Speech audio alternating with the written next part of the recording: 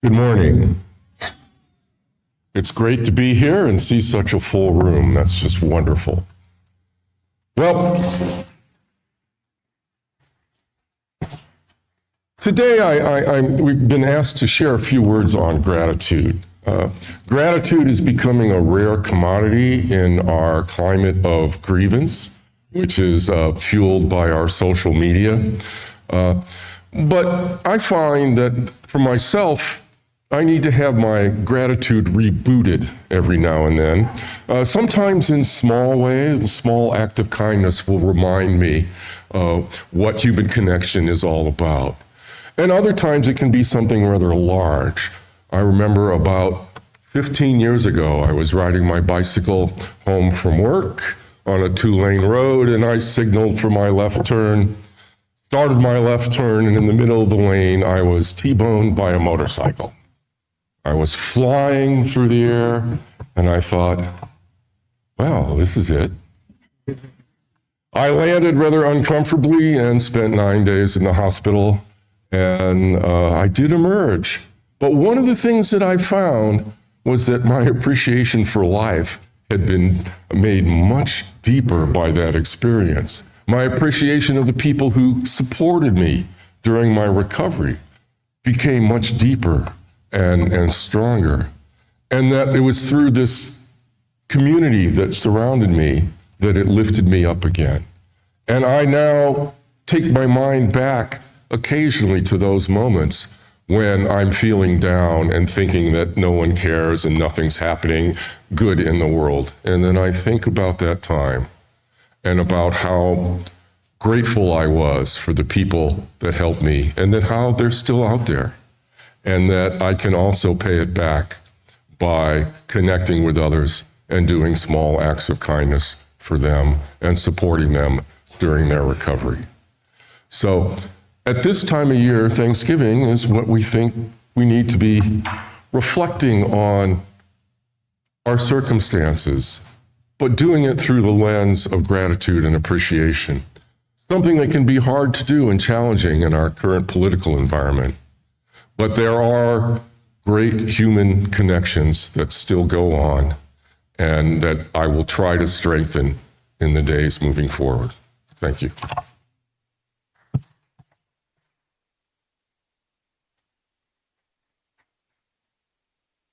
I'm grateful I did not have an accident like you did, Randy. Before I share some words, Randy talked about something in his life. I'm going to go back to the past. Can I just ask for a second to have a physical sense of the room here? If you are from WES and are able to stand, and if not, can you wave? If you're from WES, the Northern Virginia Ethical Society, where are you members? Look around, just.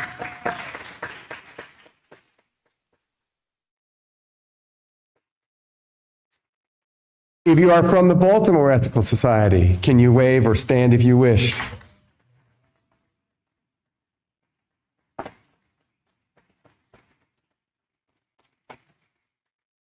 And to all of you at WES who welcome me into ethical culture, thank you for having this. And Casey, thank you for suggesting this gathering. It's wonderful. So I want to dust off a dead white male by the name of Percival Chubb. I love that name. Percival Chubb was born in England in 1860, and he made his way to the United States, and from 1911 to 1932, he served as the leader of the St. Louis Ethical Society. He loved Thanksgiving, and he said it was a, quote, uniquely American festival that consecrates a particular virtue. It calls for the expression of the sentiment of gratitude. He continues, gratitude is a form of joy, a high form of joy, because it is social in its reference. It is the outflow towards others of a generous gladness and fullness of happy life. He also said, gratitude has a therapeutic value, of wholesome joy, a cleansing value. It helps to liberate, to purify and intensify the sentiment of thankfulness so that it may irrigate the dry soil of our lives to new fruitfulness of beneficent action. Given the turn in our country that we've just taken, I feel like a lot of our soil is very dry. I think it is a good time to consider irrigating it with gratitude.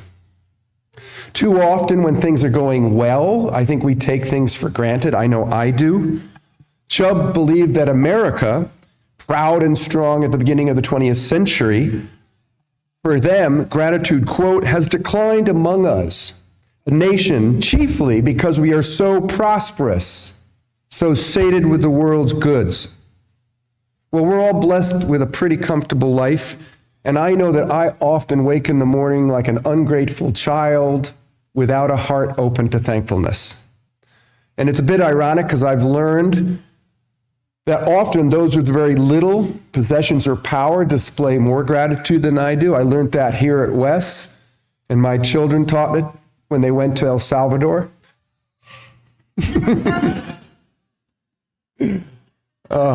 That came just at the right moment, too.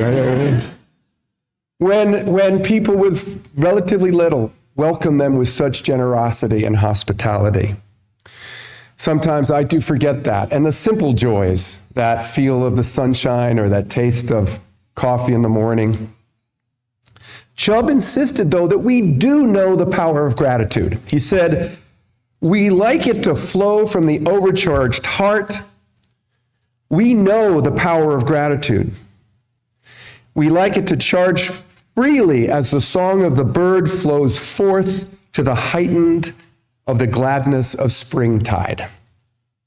So around Thanksgiving, we tend to show our gratitude towards nature, our bounty, the harvest. All year long, we acknowledge the land, and in that land acknowledgement, which implies a gratitude that did not protect the indigenous caretakers from our violence and greed, we share words about gratitude to nature. And so I invite you and I say, now our minds are one, when I put up my hands, to repeat it with me if you feel like you'd like to do that. These words have been attributed to the Iroquois, and they go this way. We are thankful to our Mother Earth, for she gives us all we need for life. She supports our feet as we walk upon her. It gives us joy that she continues to care for us as she has from the beginning of time. To our Mother, we send greetings and thanks. Now our minds are one. We give thanks to all the waters of the world for quenching our thirst and providing us with strength. Water is life. We know its power in many forms: waterfalls and rains, mists and streams, rivers and oceans. With one mind, we send greetings and thanks to the Spirit of water. Now our minds are one. We are thankful to the powers we know as the four winds. We hear their voices in the morning air as they refresh us and purify the air we breathe. From the four directions they come, bringing messages and giving us strength. With one mind, we send our greetings and thanks to the four winds. Now our minds are one. In this divided country, that oneness, that unity seems far away. But we can do that here and now with each other and in our family. Chubb wrote about the family. He said, we shall begin with gratitude at home, with the family, and work outward to all those living and dead who in their manifold ways have worked and striven to aid human growth and progress until we reach the largest possible conception of humanity. Together we can build a consciousness that honors those words, and we start today, here, now, and with each other. Thank you very much.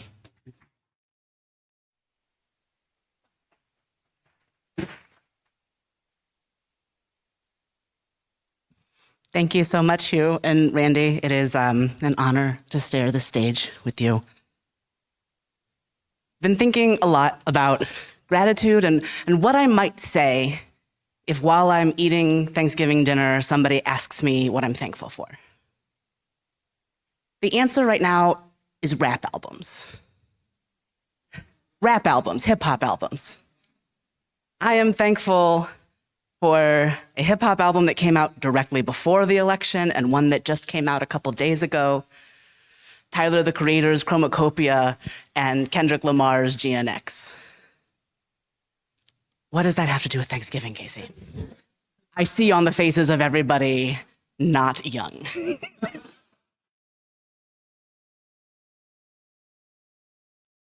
Hugh really got to some of what makes me so thankful for these albums. Part of it is just that I really need something good in my ears right now, something that gives me a little bit of energy and a little bit of extra power to get through the days that feel like such a slog, which a lot of them do right now. But a lot of what I love about these albums and what I love about hip hop in general is the sense of story sharing, the sense of getting to know something about the life of someone who I would not run into otherwise. These two albums in particular are written by men who are really good at telling their story in an interesting way, who are really good at getting into what's going on for them, which winds up reflecting some of what's going on for all of us. And so I feel less alone listening to these albums. We don't have the same issues. We don't live the same life. I cannot afford a Hellcat, and I'm okay with that.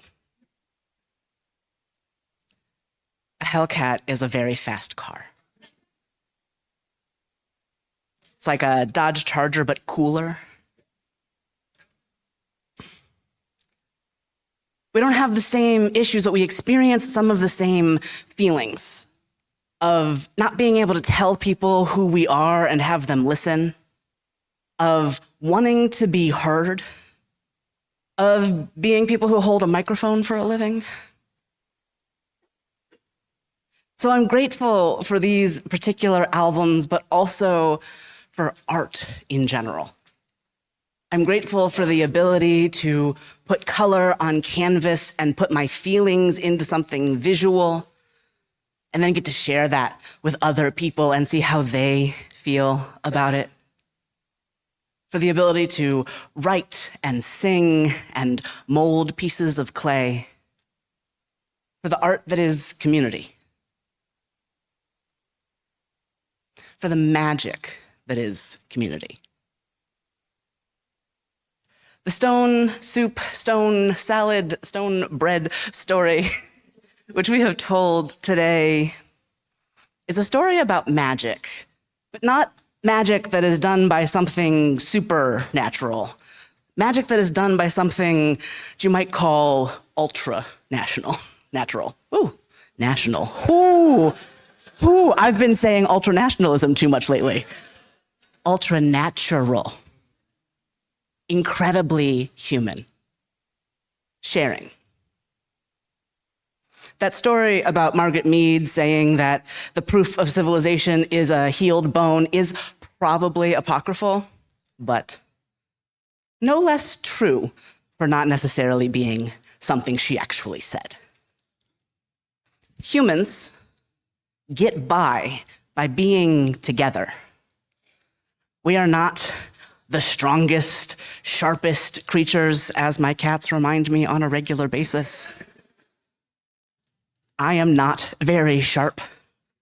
My wife is rather sharper, but still not as sharp as the cats. I am not able to throw my entire body up over a pile without thinking about it, as are the cats.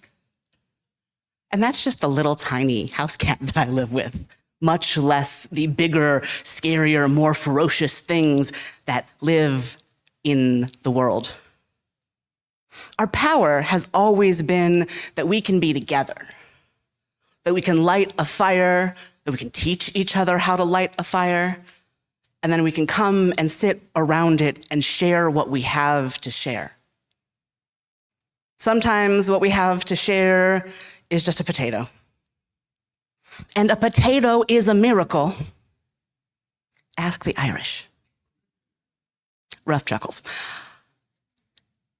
Sometimes what we have to share is a story. Sometimes what we have to share is a song. Sometimes all there is to share is bread and water, and each of those things by itself is a miracle of human connectedness. A miracle of being able to communicate and understand, of developing and then playing with language until we could not just say salad, but say good, right? Where we could say not just person, but friend, not just neighbor, but community. Where we can say, we put a stone into this pot and then made soup, but what we really did was each put in a little bit of who we are and what we have to make something way more beautiful. My town is a salad bowl, but more than that, it's a song. It's a melody that I will never get to hear all the way through because I'm only here for a few stanzas. It's a big galactic jam session more than it is a song that somebody wrote. It is all of us finding whatever instrument we like most. And sometimes that instrument is your voice, and sometimes it's your hands, and sometimes it's your ability to just show up. And then we riff. We hear what each other says, and we come up with something new. We put all of our things together, and the thing that we had isn't just a pile of our stuff. It's a sculpture. It's a painting. It's art.